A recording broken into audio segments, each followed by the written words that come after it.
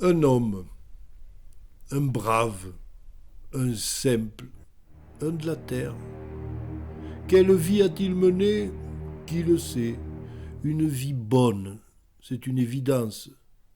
Car un jour, il trouve sur son chemin une vieille, une de ces sorcières sans âge.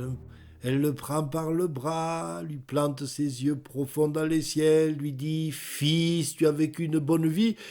Tiens, je te donne un vœu. Choisis ce que tu veux, je te le donne. » L'autre hésite un peu et puis, désignant son cerisier qui est là, il lui dit « Vois-tu la vieille, on me vole mes cerises.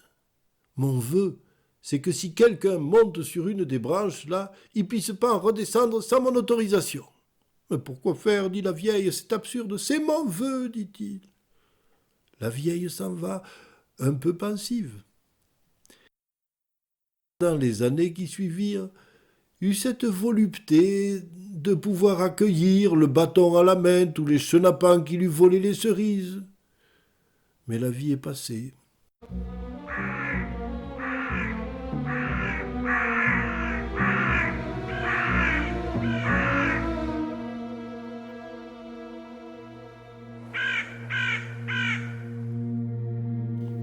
Et un jour, c'est une autre visite qu'il reçoit dans sa chaumière, toute drapée de noir et l'œil mauvais, emmailloté de rage.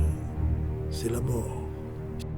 Elle lui dit « C'est ton heure, allons, marchons. » Ah, je ne t'attendais pas aussitôt, moi on ne m'attend jamais aussitôt. Allez, allez, en route.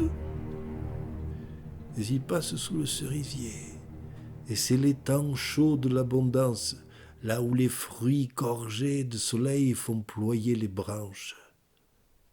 Et ne faudrait-il pas nous prenions quelques cerises pour la route? Oh, dit la mort, que diable! Elle regarde, calcule le clafoutis, l'eau à la bouche.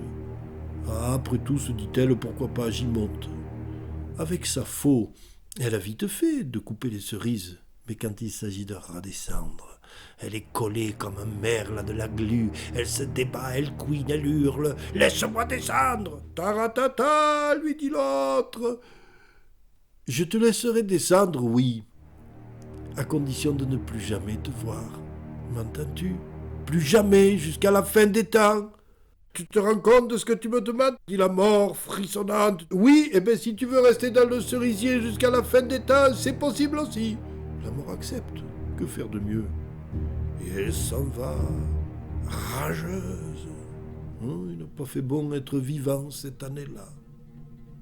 Commencèrent alors les temps de félicité. On a vu naître ses enfants, ses petits-enfants, ses arrière-petits-enfants, et puis tant et tant qu'il ne savait plus si c'était de son sang ou pas. Mais avoir passé les années, on a vu passer aussi les mauvaises, les temps de mauvaises récoltes, de vent froid, de neige. Il a vu les convois vers le cimetière, ceux de ses enfants, de ses petits-enfants, de ses arrière-petits-enfants, et à ne plus savoir qui on mettait en terre, si c'était de son sang. Et lui, autrefois si fringant, comme un coup de couteau dans les reins, ne plus rien voir, avoir perdu ses dents, cette peau qui se craquelle comme du vieux parchemin, ses mains tremblantes. Il vieillit, misère, il vieillit comme jamais personne n'a vieilli sur cette terre. Alors un jour, épuisé par cette vie trop longue, il s'en est allé voir la mort. « Prends-moi, s'il te plaît, prends-moi, lui dit-il. Mais l'autre goguenarde tient sa revanche. Te prendre? Tu n'y penses pas. Tu m'as bien dit jusqu'à la fin des temps. Alors tu resteras sur terre jusqu'à la fin des temps. » Oui, il s'appelait Misère. Oh, Misère. Misère, le si vieux Misère de son petit pas de vieillard des vieillards. Et il s'en est allé aussi loin qu'il pouvait. Il avait le temps. Je pense qu'il a dû faire si souvent le tour du monde. Et ce n'est qu'une pauvre vieille histoire, mais allez savoir. Si ce n'est pas pour ça que maintenant, à chaque instant, il nous arrive de croiser là-bas sur le fil de l'horizon et parfois beaucoup plus près la silhouette de Misère.